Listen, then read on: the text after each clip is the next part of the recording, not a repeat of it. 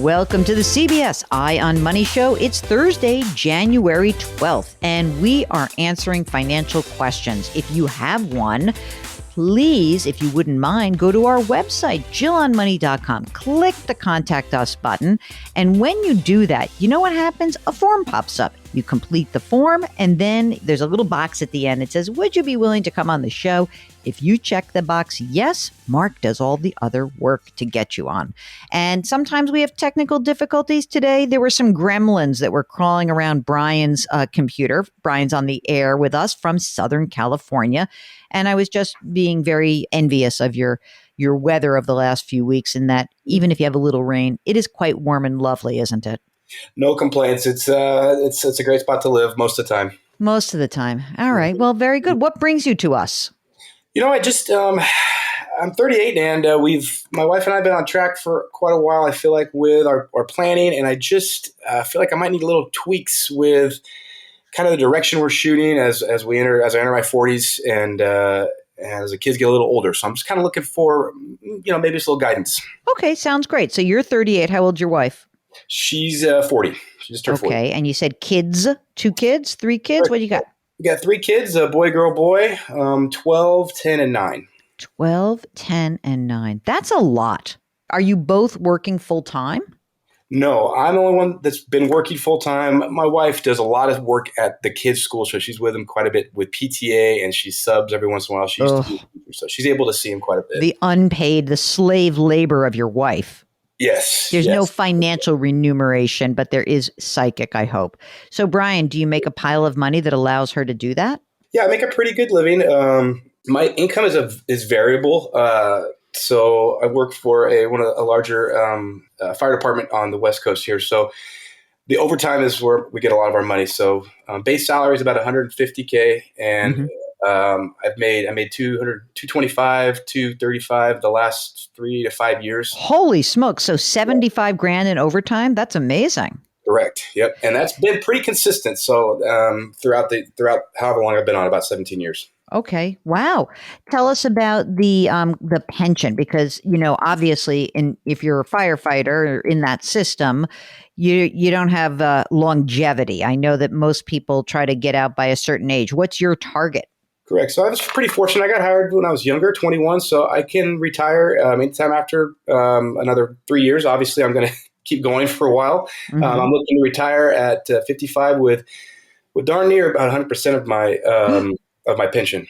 Yes. Oh my God. Wait a minute. Talk about that pension for a second. So is that's not based on the overtime, or it is? How do they figure that? Yep. So it's a privately funded pension program for the county I work in.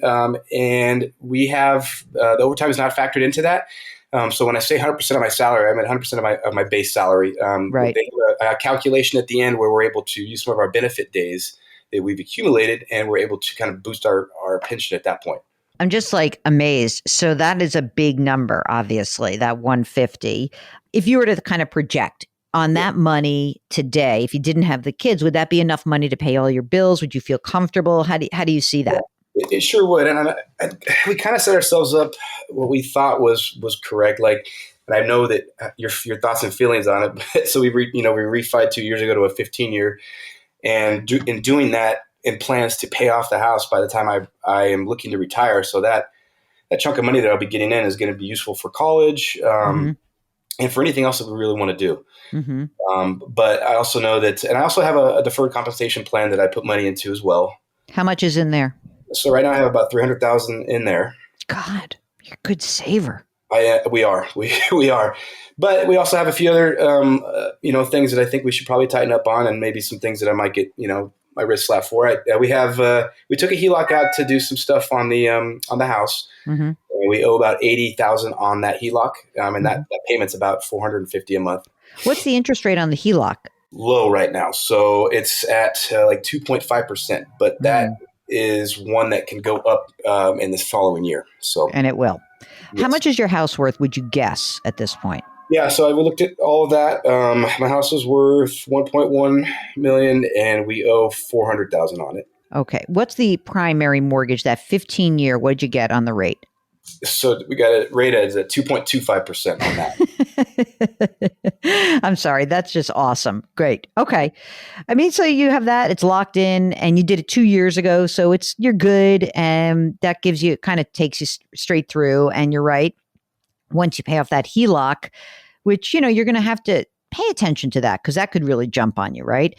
So right now you're putting how much into your deferred comp? Are you maxing it? Yes. Yeah. Max my Okay. deferred comp out every year.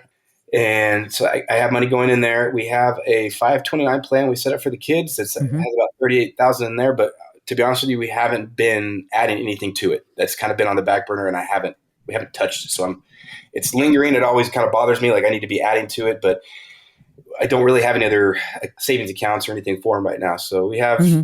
I think we have 33,000 in our checking. Hmm. I have like 3,000 in online brokerage account that I kind of mess around with. And How's that going? not great right now, as everybody else is, but I don't have a lot of money in there. I'm sorry. I'm so mean. Of course, I knew the answer to that. Yeah, It was just right. I know you I did. was busting your chops. That was just fun. But you have your emergency reserve fund. Any other debt besides the mortgage and the HELOC? No, that's all the debt we have. So I felt like we've done That's pretty good good. to get rid of any debt, but I just Yeah. feel like, I don't know if I'm on the right track or doing something else. Well, I mean, the kids in terms of college, you said $38,000. Is that the total for the three? Yes, right, correct. Do you imagine that they're going to go to in-state schools? Like California does have a great college system. Do you think that that's going to be the one you guys use? I would imagine part of our thought was to always kind of maybe get out of California eventually, but that's getting them either through a community college and is an option as well. So, and I am Hmm. not opposed to them for paying for part of their college. I'm not opposed to them having that responsibility, but Right. we'll see. It's Uh, an option. so how's the cash flow right now? I mean, you have three kids. You make good money, no doubt. But, three kids, a house, stuff. How do you feel once you've maxed out your deferred comp? How are you feeling in terms of your cash flow? I feel okay.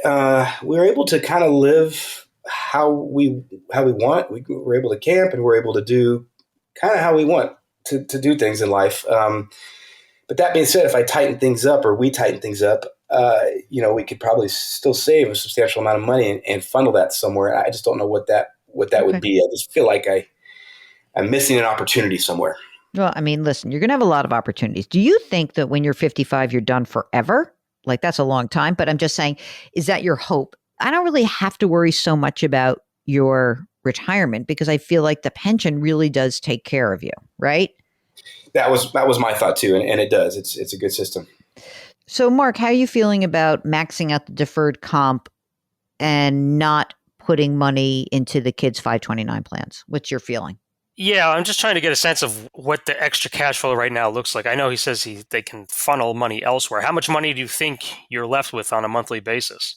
It's a good question. It's such a variable thing, but like we try to live on 10,000 a month, and sometimes it'll be an extra $2,000, sometimes it'll be an extra $4,000, and we just try to pretty much put that in our budgeting envelopes online. Like our house fund, so we could pull money out of there if we need a new bed, or our travel fund, we can pull money out of there if we want to try to Mhm. go on a vacation with the kids. I guess that's kind of where our money lands. Given the pension, I don't know if you need to max out the deferred comp. That's what I'm thinking. That's exactly what I'm thinking. I'm like, you know what? Wait a minute.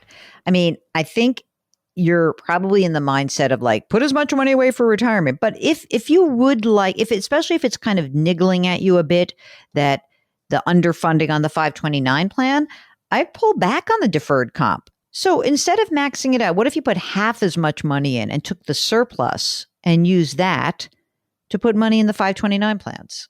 That is definitely a thought that I had. So just kind of reaffirming that sounds doable. Yeah, I think that might work. Okay, look, the other thing is that it's going to change your taxes. You're not going to be happy with me because your tax bill is going to go up. But and you're in California, you're in a high tax state. But you'll get your 10,000 for. Yeah, I presume you itemize. You'll get the 10,000 because you're going to be state and local taxes capped at 10,000.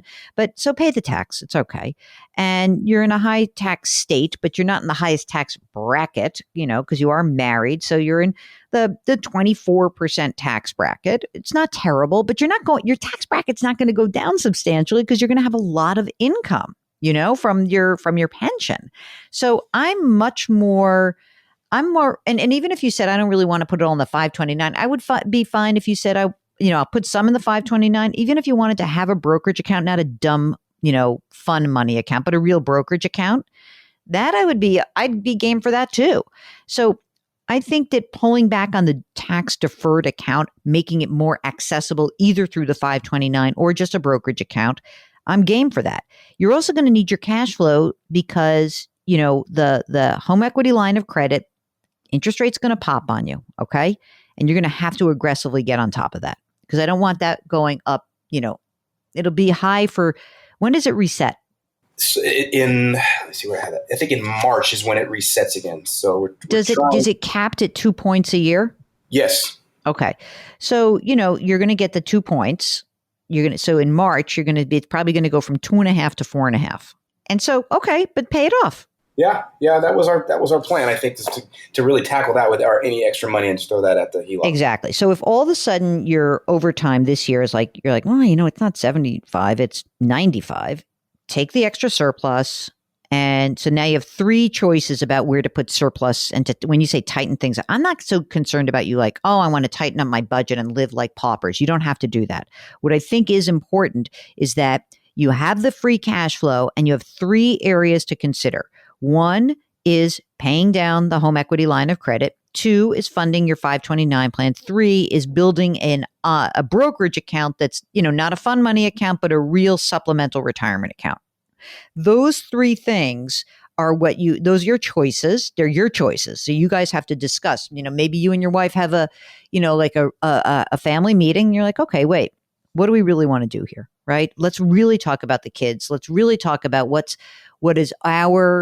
we believe is like our threshold for what we can fund for college. Now, the problem is so we have 13 years left on the mortgage, right? Correct. Mm-hmm. It's so weird. It's like, of course, like you just miss it. Like the mortgage is so you don't have the cash flow while the kids are in college. No, that would be. It happens right after. So, what that means is you could have them take loans out and you could easily help them pay them off. So let's just say that like your kid, like your 9-year-old's a genius. Who's the girl? The middle one? Yeah. Okay. The 10-year-old's a genius. We'll make her the genius. And she's like, you know what? I'm going to make it up. I got into Stanford. You're not going to say like, don't go to Stanford, but you could say, well, you know what? If you take out the loans, we can help you pay them back. You will be able to be in that position. If you took the loans out for a private education, you'll be able to help the kids service the debt. It's just that you won't have the free cash flow to pay for school while they're in school. Got it. Yep. That makes total sense. Yeah. Right? All right. Let me do some more stuff. Do you have life insurance? So yeah, I have a term. I have 2 different ones provided through my benefits for the county. So I have a term life insurance, which is whatever, $5,000. But I have a group term, which I was able to, after 8 years, max that out at $1.2 million for life insurance. Okay, good. Do you guys have your estate documents in place? No. So no. Mark, help me. Of all people. Come on. Tell me about it. It's awful. We need to get something set up ASAP. I know. I haven't. Not only that, but I would say this. Just think about this. I think that every municipal worker, they should make it. First, I think they should. Do you have it as a benefit? Do they do any estate planning as a benefit? No, they don't. I have through like my credit union, I'm able to do estate planning, but it's for a fee. But no, it's not offered through the county. Do the fee. Just do it for a fee. Here's the thing. I think that like the Army, they make you, I don't know if you know this, but before you deploy, you have to have estate documents in place. I think the fire department should do that everywhere. Like, you guess what? In order to actually work here, you have to have your will and your power of attorney and your healthcare proxy done. Anyone who's in one of these professions, you don't need me to tell you this, but like, isn't that amazing? I learned this when our nephew died in Iraq. I had no idea that was a rule, but before you deploy, you have to have the state documents done. Well, it just makes it so much simpler and cleans it up for everybody. I had a couple guys this last year that passed away on our job from, one was a heart attack, and it was a mess because he didn't have anything in order. And he had 3 girls. So it was, oh my God, it was an absolute mess. I can't even. So it's a mess. So you have to do it. And you will. And I know you will, because this is like, you didn't call here and not expect me to give you a lecture, right? No, I wanted to hear it. I was waiting for it. Mm-hmm. Mm-hmm. I'll take care of it. Definitely. I mean, to me, it is one of those things that you have to do, so you do it. And whatever, you blow it off. Thank God you haven't needed it, but you're going to do it. Now you're going to do it. Mark, how long should we give Brian to do his estate documents? It's now January. So what do we want to do? End of Q1. End of Q1. So you've got 2.5 months. There's nothing complicated here either. Are you heirs or heiresses of any fortunes? Mark, that was going to be my question, because remember someone said to me, you never ask people about their inheritances. I wish. No. Everyone's going to be like, yeah, thanks, Jill. I wish. That's why I always don't really ask, because I feel like people would tell you what they are. But okay, you're not. It's all right. I would mention that probably. You're in great shape. I mean, you really are. I just want to clean these things up and make sure that we redeploy some of your cash flow. You do not have to make yourself crazy in trying to tighten up my budget and squeeze it. You got a lot going on. So, Sometimes it's just nice to hear that. I feel like just the hustle and bustle of life and trying to do things. It's nice to kind of hear that I am on the right track. Just need to tighten it up. So. Yeah, I mean, I think that you've done a great job, and you're a municipal worker, and thank you so much for doing what you do. Everybody should thank a firefighter. Brian, thanks so much for joining us. We really appreciate it. Appreciate you guys and appreciate everything you do for all of us out here. By the way, if you got that little feeling of oh, how could Brian not have estate planning done? Make sure that you tell everyone in your life that they have to get their estate planning done. So please get that done. No matter what your profession, bad things can happen. It's just awful. So you can actually ask us your financial questions. And yes, I'm going to nudge you about your estate planning. Go to JillOnMoney.com, click the Contact Us button, and we will do all of the other work. Don't forget to pre-order the new book. It's called The Great Money Reset. And you can also sign up for the free weekly newsletter. So one thing you have to pay a little money for, but the other thing is free. Pretty easy, right? Mark Talercio is the co-host and the executive producer of the show. We're distributed by Paramount Global. We drop our episodes every Tuesday and Thursday. We do encourage you to do something nice for someone else today. Change your work, change your wealth, change your life. Thanks for listening. We'll talk to you next week.